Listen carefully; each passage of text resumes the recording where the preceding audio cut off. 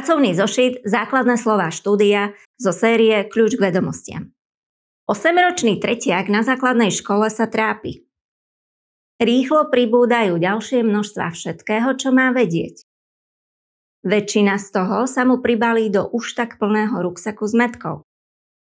Keď príde po škole domov, miesto toho, aby mal skutočné detstvo a hral sa, šiel vonku sa bicyklovať alebo si zahrať futbal, musí spolu so svojím rodičom sedieť nad školskými vecami ešte ďalších niekoľko hodín.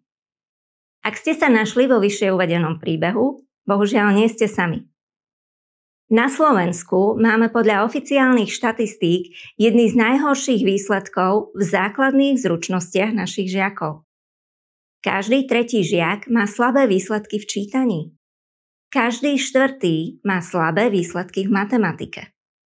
Problém nie je v dieťati a ani v učiteľovi či škole.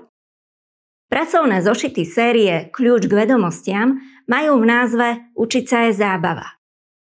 Dieťa je od prírody veľmi zvedavý tvor a preto je pre neho zábava získavať nové vedomosti, učiť sa nové veci, aby bolo schopné fungovať v živote. Ako náhle prestáva rozumieť tomu, čo sa učí, prestáva to byť zábava a stáva sa to trápením. Nie len pre neho, ale aj pre jeho rodičov. Ľudia sa dorozumievajú pomocou slov. Avšak, ak im nerozumieme, nie je možné pochopiť ani vec, ktorej sa týkajú. Navyše, každá oblasť má svoje slová. Voláme ich kľúčové slová. Napríklad, stavbár by nikdy nepostavil žiadny dom, keď by nevedel, čo znamenajú slová ako betón, bager, žeriav, tehla a podobne. Pracovný zošit Základné slová štúdia obsahuje a veľmi jednoducho vysvetľuje práve kľúčové slová, ktoré sa týkajú učenia sa a štúdia. V prvom ročníku sa deti učia zo šlabikára a všetci chcú od nich, aby písali písmená a slová a neskôr vety. Ale bohužiaľ, málo kedy je im vysvetlené, čo to vlastne písmeno je. Alebo čo je slovo, čo je veta. Všetci sa domnievame, že ako si je jasné, čo to všetko znamená. Prípadne si ani neuvedomujeme, že niečomu vlastne nerozumieme. Niekedy sú nám niektoré veci jasné. Je však omnoho lepšie prejsť si ich, aby sme mali istotu, že sa nič nevynechalo alebo ostalo nepochopené. Totiž práve takéto diery v porozumení spôsobujú väčšie a väčšie problémy neskôr.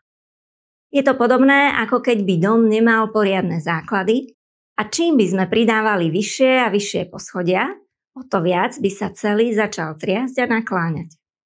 Pracovný zošit Základné slová štúdia tieto kľúčové slová štúdia a učenia sa objasňuje a vnáša porozumenie do základov samotného učenia sa a štúdia.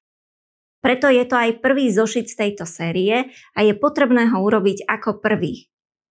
So zošitom sa pracuje veľmi jednoducho. Študent si najprv prečíta význam daného kľúčového slova a príklady jeho používania. Potom urobí pár predpísaných cvičení a nakoniec si precvičí jeho používanie vo vetách, ktoré vymyslí on sám.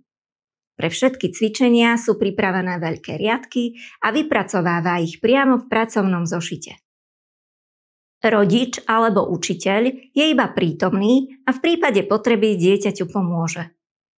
Presný postup a rady, ako pracovať s týmito zošitmi, sú uvedené v príručke na používanie pracovných zošitov Kľúč k vedomostiam.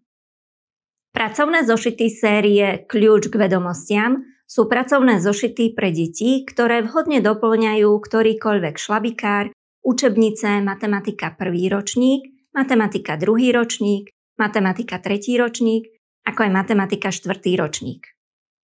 Keď dieťa urobí tento prvý zošit, môže sa pustiť do zošita gramatika a následne do ostatných zošitov ako matematika a tak ďalej. Výhody pracovných zošitov Kľúč k vedomostiam. Jednoducho vysvetlené základy základov učenia sa, štúdia, gramatiky, matematiky a ďalších predmetov. Dieťa dosiahne úľavu tým, že konečne porozumie veciam. Ak bol žiak zaseknutý, Tieto pracovné zošity mu môžu pomôcť opäť sa naštartovať. Zníženie trápenia pre rodičov. Ušetrenie času pre deti aj ich rodičov. Zefektívnené učenie sa. Pomalší žiaci dokážu vďaka týmto pracovným zošitom dobehnúť zvyšok triedy. So zošitmi je možné pracovať doma aj v školách. Testované na tisíckach žiakov základných a stredných škôl s preukázanými výsledkami.